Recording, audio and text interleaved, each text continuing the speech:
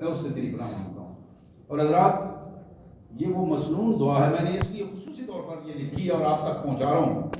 اس کو یاد کر لیجیے، عربی الفاظ نہ بھی یاد ہوں اردو میں کہیے، یا اللہ میں ایسے علم سے پناہ مانگتا ہوں جو میرے لیے نفع سود مان رہا ہو. میں ایسے دل سے پناہ مانگتا ہوں جس میں تیرا ڈر نہ ہو. میں ایسے نفس سے پناہ مانگتا ہوں جو سیر نہ ہو.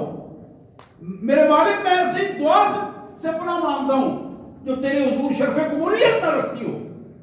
یہ وہ دعا ہے جو نبی محترم رحمت للعالمین صلی اللہ علیہ وسلم اپنے مالک کے حضور دعا فرمایا کرتے تھے. حضرات مستدرک حاکم کی ایک حدیث مبارک اور بڑی اہم حدیث، مستدرک حاکم جناب سعد بن ابی وقاص رضی اللہ تعالی عنہ کہتے ہیں کہ اتى النبی صلی اللہ علیہ وسلم رجل فقال یا رسول اللہ اوصنی واوجز. ایک شخص آیا اور آتے ہی اس نے درخواست کی، میرے آقا مجھے خصوصی وصیت فرمائیے، مجھے وصیت فرمائیے، نصیحت فرمائیے، ایک اہم نصیحت فرمائیے، لیکن مختصر سی ہو، تھوڑی ہو، میں عمل کر سکوں، میری زندگی سنور جائے. بڑی اہتمام سے، بڑے اہتمام سے اور بڑے اہم انداز میں اس نے درخواست کی رسول کائنات صلی اللہ علیہ وسلم کے سامنے. ذرا اندازہ کیجیے میرے پیارے آقا صلی اللہ علیہ وسلم نے کیا ارشاد فرمایا. دو چیزیں ارشاد فرمائی اور یہ میرے اور آپ کے لیے بالکل اسی طرح ہی ہے، اور یہ غنیمت ہے آج وہ بات میرے اور آپ کے سامنے آ رہی ہے. ایک شخص آتا ہے، وہ وصیت کی درخواست کرتا ہے، محمد کریم صلی اللہ علیہ وسلم سے رہنمائی کی درخواست کرتا ہے، اور وہ درخواست آج وہ حل میرے اور آپ کے سامنے موجود ہے، لفظ بلفظ موجود ہے 1500 سال گزرنے کے بعد بھی. اور یہ ہماری بڑی خوش قسمتی ہے کہ وہ الفاظ ہم سن رہے ہیں جو اس کے جواب میں میرے آقا صلی اللہ علیہ وسلم نے فرمائے تھے. آپ نے فرمایا علیک بالقیاس مما فی ایدی الناس وإیاک والطمع. میرے بھائی جو کچھ لوگوں کے پاس ہے، دولت ہے، عزت ہے، اسٹیٹس ہے، جو کچھ تم دیکھتے ہو کسی دوسرے کے پاس ہے، اس سے اپنے آپ کو لا تعلق بنا لو. مت اس پر نظر رکھو یہ فلاں کے پاس اتنے پیسے ہیں، فلاں کے پاس اتنی جائیداد ہے، اتنی جاگیر ہے، اتنی کوٹھیاں، اتنی کاریں ہیں، وہ اتنے آسانی میں رہتا ہے. اپنے آپ کو اس سے لا تعلق بنا لو. مت سوچو اور اس طمع اور لالچ میں اور ان چکروں میں مت رہو کہ میرے پاس کچھ نہیں، اس کے پاس بہت کچھ ہے. فَإِنَّهُ فَقْرٌ حَاضِرٌ. اگر تم اس چکر میں پڑ گئے تو پھر سمجھو کہ تم ایسی محتاجی میں پڑ جاؤ گے جو تمہارے سامنے کھڑی ہوگی. ایسی محتاجی جو تمہارے سامنے نقد کھڑی ہوگی، اس محتاجی سے بچو اور دوسروں کے بارے میں سوچنے کے حوالے سے اپنے بارے میں سوچنے کی کوشش کرو. جو کچھ دوسروں کے پاس ہے، مال و دولت ہے یا جو بھی صلاحیتیں اللہ نے انہیں دی ہیں، وہ اچھے برے جس انداز میں بھی ان کے پاس ہیں، ان کو ان کے پاس رہنے دو. تم اپنی فکر کرو اور ان کے حوالے سے تمام لالچ اور بدگمانیوں سے اپنے آپ کو بچانے کی کوشش کرو. یہ پہلی بات تھی جو میرے آقا صلی اللہ علیہ وسلم نے وصیت میں فرمائی. دوسری آپ نے بات فرمائی وَإِيَّاكَ وَمَا يَعْتَذِرُ مِنْهُ. زندگی میں کبھی ایسا کام نہ کرنا جس کام کے ہونے کے بعد تمہیں اس سے معذرت کرنی پڑے. ذرا کمال قسم کے الفاظ ہیں. زندگی میں کبھی ایسا کام نہ کرنا جو کام کر کے تمہیں واپس لینا پڑے، معذرت کرنی پڑے اور لوگوں کو کہنا پڑے کہ مجھ سے غلطی ہو گئی ہے، مجھے معاف کر دیں. آج کے دور میں سے میرے خیال میں یو ٹرن کہا جا سکتا ہے یا کوئی اس طرح کی بے وقوفیاں کہی جا سکتی ہیں. زندگی میں کوئی ایسا کام جس کام کو بغیر سوچے سمجھے جس کا تم نے فیصلہ کر لیا، اپنی زبان سے نکال دیا، اور وہ کام کر کے پھر تمہیں معذرت کرنی پڑے، یہ وہ چیز ہے جو تمہاری شخصیت کو ڈیمیج کر دے گی، تمہارے مشن کو خراب کر دے گی، اور تمہاری وہ رسپیکٹ جو لوگوں کے ذہنوں میں ہے اس کو کم کر دے گی، اس کو ختم کر دے گی. دو چیزیں رسول اللہ صلی اللہ علیہ وسلم نے ارشاد فرمائی. جناب سعد بن ابی وقاص فرماتے ہیں کہ میرے آقا صلی اللہ علیہ وسلم کے پاس ہم بیٹھے تھے، ایک آدمی آیا، اس نے عرض کی کہ اللہ کے پیارے رسول صلی اللہ علیہ وسلم مجھے نصیحت فرمائیے، وصیت فرمائیے، لیکن مختصر سی ہو تاکہ میں آسانی سے اس پر عمل کر سکوں۔ تو پہلی چیز آپ نے ارشاد فرمائی، جو کچھ لوگوں کے پاس ہے اس سے اپنے آپ کو بچا لو، لا تعلق کر لو، اس میں طمع اور لالچ کے حوالے سے اپنے آپ کو بیگانہ بنا لو۔ جو تمہارے پاس نہیں ہے تم اس کے مالک نہیں ہو، تمہیں اس کے بارے میں سوچنے کی ضرورت نہیں ہے۔ دوسری بات آپ نے ارشاد فرمائی کہ ایسا کام نہ کرنا جس کام کے کرنے کے بعد تمہیں معذرت کرنی پڑے، جس کام کے کرنے کے بعد تمہیں افسوس ہو۔ حضرات، یہ وہ چیزیں ہیں جو ممکن ہے کہ ہمیں اچھی لگیں یا بری لگیں، اللہ تعالیٰ معاف کرے۔ اگر کسی بندہ مومن کو محمد کریم صلی اللہ علیہ وسلم کی بات میں ذرہ برابر بھی شک ہو یا طبیعت میں ناگوار گزرے، اسے اپنے ایمان کی فکر کر لینی چاہیے۔ بری لگنا تو بڑی دور کی بات ہے، اگر طبیعت میں ناگوار گزرے، یعنی یہ بات نہیں ہونی چاہیے۔ طبیعت میں اگر ناگوار گزری ہے محمد رسول اللہ صلی اللہ علیہ وسلم کا ارشاد سن کر، اس بندے کو اپنے ایمان کی فکر کرنی چاہیے، تجدید ایمان کرنا چاہیے اسے، اور پھر اللہ سے معافی مانگ کر اپنے آپ کو درست کر لینا چاہیے۔ یہ وہ چیزیں ہیں جو ہماری زندگی کو درست کرنے والی ہیں۔ نبی محترم سید کائنات صلی اللہ علیہ وآلہ وسلم کا ایک اور بات جو میں اس حوالے سے ایک حدیث مبارک رکھنا چاہوں گا، یہ ابو داؤد کی حدیث ہے، ترمذی میں موجود ہے، نسائی میں موجود ہے، بیہقی میں موجود ہے۔ جناب انس بن مالک رضی اللہ تعالیٰ عنہ کی یہ روایت،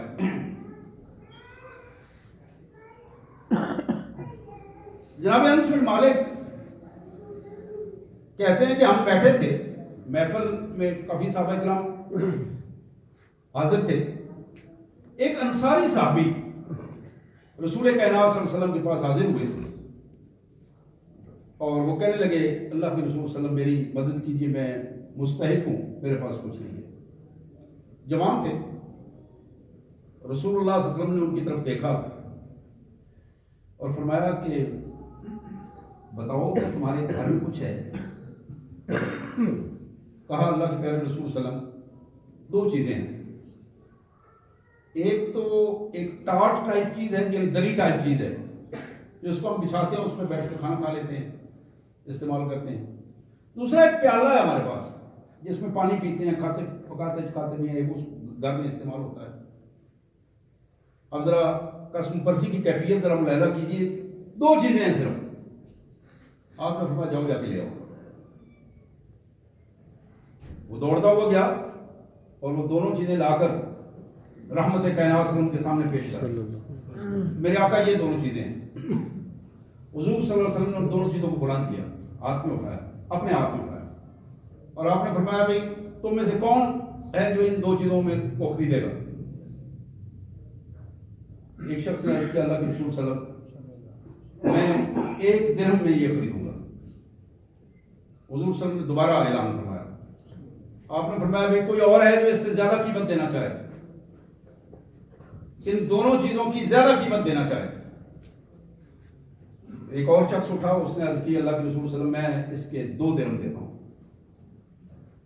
حضور صلی اللہ علیہ وسلم نے وہ دونوں چیزیں اس کو دے دی اور اس سے 2 درہم لیے، اپنے اس انصاری صحابی اور انصاری بھائی کو خطاب کرتے ہوئے فرمایا کہ جاؤ 1 درہم کا کھانا لے کے اپنے گھر میں رکھو جاتے اور 1 درہم کی ایک کلہاڑی خرید کے لاؤ اور میرے پاس آ جاؤ۔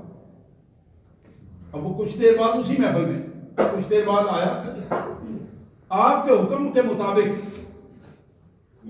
یہ میں کئی دفعہ یہ کہہ چکا ہوں، آج ہمارے سامنے جو دین کا کوئی حکم آتا ہے نا، ہم اس میں چمگوئیاں کرنا شروع کر دیتے ہیں، سوچنا شروع کر دیتے ہیں، اچھا جی یہ میں اس طرح کروں گا تو اس طرح ہو جائے گا، تو پھر اس کا کیا حال ہوگا؟ صحابہ نے یہ کبھی نہیں پوچھا تھا، آپ یقین کریں کبھی نہیں پوچھا تھا کہ اللہ کے رسول صلی اللہ علیہ وسلم آپ جو حکم دے رہے ہیں تو اس کا آگے کیا ہوگا۔ ان کے علم میں تھا کہ جو کچھ محمد کریم صلی اللہ علیہ وسلم کی زبان مبارک سے نکل رہا ہے یہ اللہ کا حکم ہے، آپ اپنی مرضی سے نہیں بولتے، دین کی کوئی بات بھی جب آپ کر رہے ہیں تو اللہ کے حکم سے کر رہے ہیں، تو بالکل منو آن اسی طرح کیا کرتے تھے۔ اب وہ شخص حاضر ہوا، عرض کی اللہ کے رسول صلی اللہ علیہ وسلم آپ کے حکم کے مطابق 1 درہم کا سامان گھر کھانا دیا ہم اور یہ کلاڑی حاضر ہے۔ رسول اللہ صلی اللہ علیہ وسلم نے اپنے پاس سے ایک دستہ لیا اور اس کلاڑی میں اپنے ہاتھ سے پھونکا، اپنے ہاتھ سے، اور پھر اپنے اس بھائی کو کہا یہ کلاڑی لو، جنگل میں چلے جاؤ، وہاں سے لکڑیاں کاٹو اور مدینہ طیبہ کے شہر میں آ کے تم نے بیچنی ہے۔ اور اگلا جو جملہ ہے بڑا اہم ہے، 15 دن تک تم میرے پاس نہیں آؤ گے، مجھ سے ملاقات کرنے نہیں آؤ گے۔ قائد محترم نے فرمایا 15 دن تک تم اس محفل میں نہیں آؤ گے، 15 دن بعد تم میرے پاس آنا۔ حدیث میں یہ الفاظ ہیں، جناب انس کہتے ہیں کہ 15 دن بعد وہ شخص آیا اور اس کے پاس 10 درہم تھے اور وہ رسول کائنات صلی اللہ علیہ وسلم کے سامنے پیش کیے اس نے، اور اس نے عرض کی اللہ کے پیارے رسول صلی اللہ علیہ وسلم میں خوشحال ہو گیا ہوں، میرے آقا میں مطمئن ہوں، یہ 10 درہم۔ آپ نے فرمایا جاؤ اب تم یہاں بھی آیا کرو اور وہاں بھی جایا کرو، جنگل سے اپنے اس کام کو جاری رکھو اور اس محنت کو کرو۔ اور پھر ایک جملہ اور آخر میں ارشاد فرمایا آج تم جس حالت میں اس دن میرے پاس آئے تھے اور آج جس حالت میں تم میرے پاس آئے ہو، یہ اس سے بہت بہتر ہے کہ کل جب تم اللہ کی حضور قیامت والے دن جاؤ تو تمہارے چہرے پر مانگنے والا اور بکاری اور بھیک مانگنے والے کا داغ ہو۔ میں نہیں چاہتا کہ میرا امتی اس پوزیشن میں اپنے مالک کی حضور جائے، میرا امتی خوددار اور خیرت مند ہو کر اپنے اللہ کے حضور جائے گا، اور جو عمل پیش کرے گا وہ خودداری کا اور اطاعت رسول صلی اللہ علیہ وسلم کا عمل ہوگا اور اس پوزیشن میں جائے گا۔ حضرات حقیقت یہ ہے آج ہماری زندگی جس انداز میں بیت رہی ہے، ہماری قومی زندگی بھی اور ہماری انفرادی زندگی بھی، گھروں کی زندگی، فرد کی زندگی، گاؤں کی زندگی، میں کئی دفعہ اس کی مثال دیا کرتا ہوں، ہمارے ضلعوں کی، صوبے کی اور قوم کی زندگی، اللہ کی بے شمار نعمتیں جس کا ہم اندازہ نہیں کر سکتے، اور ہماری بے وقوفیوں کی وجہ سے، ہماری لوٹ مار کی وجہ سے، بے حیائیوں اور غنڈہ گردی کا رویہ اختیار کرنے کی وجہ سے ہم نے اپنے اللہ کی دی ہوئی ان نعمتوں کے ساتھ شکر کا رویہ نہ اختیار کرتے ہوئے نہ شکری کے رویے میں ان کو ضائع کیا ہے، اور آج ہماری پہچان بھکاری کی پہچان بن گئی ہے۔ حیرانگی کی بات ہے، آپ سڑکوں پہ جاتے ہیں، ٹریفک چل رہی ہے اور سڑکوں کے درمیان کھڑے ہوئے بھکاری جو ہے وہ دو ہاتھوں کے ساتھ اس طرح کھڑے، اور بھکاریوں کے ٹھیکے ہوتے ہیں باقاعدہ، اور ذمہ دار اس میں سے پیسے لیتے ہیں۔ یعنی جس قوم کی یہ اس حد تک حالت بگڑ چکی ہو، اس قوم کے بارے میں کیا اس کا مستقبل اور کیا طریقہ کار ہوگا؟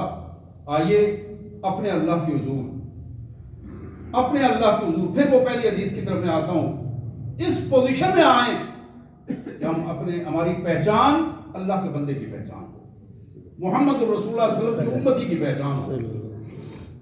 محمد الرسول اللہ صلی اللہ علیہ وسلم کی امتی کی پہچان یہ ہے، اس کے چہرے پر غیرت ایمانی کا نور ہوتا ہے، وہ غیرت ایمانی کا نور ہر جگہ پہ اسے معزز کر دیتا ہے، ہر جگہ پہ اسے معزز کرتا ہے۔ اور یہی کیفیت جو نبی رحمت صلی اللہ علیہ وسلم نے فرمائی تھی کہ 2 چیزیں ہیں جو مومن کو شرف اور عزت دیتی ہیں، رات کے اندھیروں میں اٹھ کر اپنے اللہ سے معافی مانگنا، گناہوں سے استغفار کرنا، اور پھر دن کو اپنی ضرورتیں اپنے اللہ کے سامنے پیش کرنا اور لوگوں سے مستغنی ہو جانا، لوگوں کے سامنے سوال کا ہاتھ نہ پھیلانا۔ اللہ سے دعا ہے اللہ تبارک و تعالیٰ ہمیں توفیق عطا فرمائے کہ ہم اپنے آپ کو اپنے پیارے رسول صلی اللہ علیہ وسلم کے احکامات کے مطابق ڈھال سکیں۔ وآخر دعوانا الحمدللہ رب العالمین۔